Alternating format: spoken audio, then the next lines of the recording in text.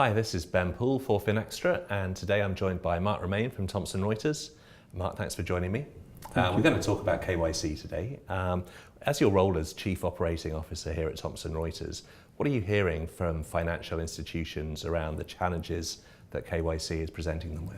Well, what we're hearing is, there's a lot of ongoing regulatory demands and pressures on them.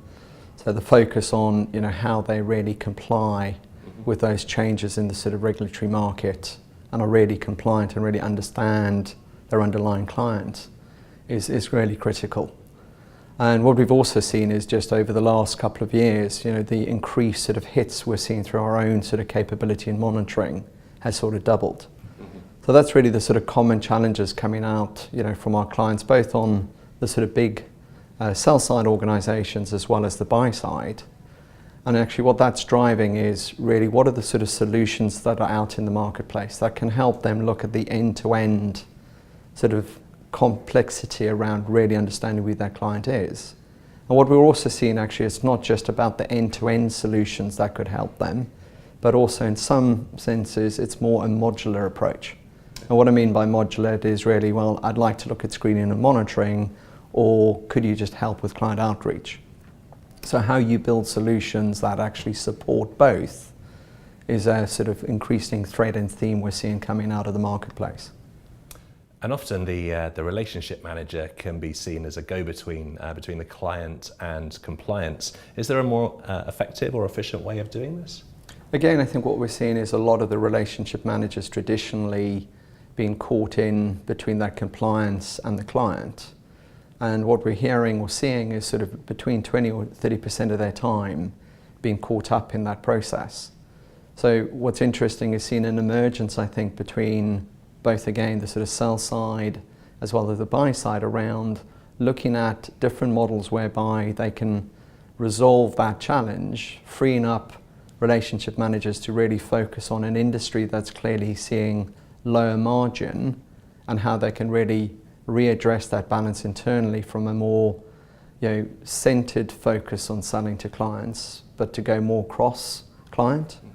And I think what we're seeing emerging therefore is a reevaluation, certainly in the bigger financial institutions, of what is their underlying operating model.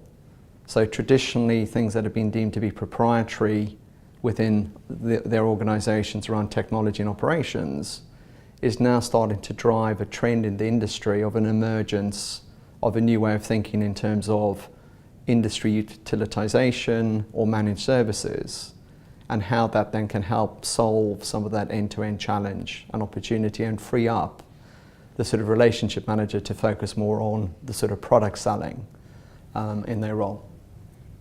And of course, determining the ultimate beneficial owner is a challenge during the onboarding process. What's the best practice for ongoing monitoring of this? Well, it's probably one of the biggest challenges, I think, emerging as you start looking at really understanding your client, is that sort of unbundling of that UBO. And I think the sort of emerging sort of best practices, I think, are looking at the multi-jurisdictional nature of the regulatory market, and also how clients look at that can actually make it very difficult in terms of, do you go to a 25% level, a 10 or even a 2? So you've got that complexity in the market. So driving a best practice, I think themes that are emerging will be, how do you drive standardization in the industry, but equally can you start using different types of technologies that are emerging, which in my mind would be more like screen scraping type technology, or artificial intelligence, along with driving to more increased standardization, I think will then help with this particular challenge of actually driving a more common standard over time. But again, the challenge could be when you look at the more complex trust structures. I think that will always remain quite challenging in trying to unbundle who is the ultimate beneficiary owner.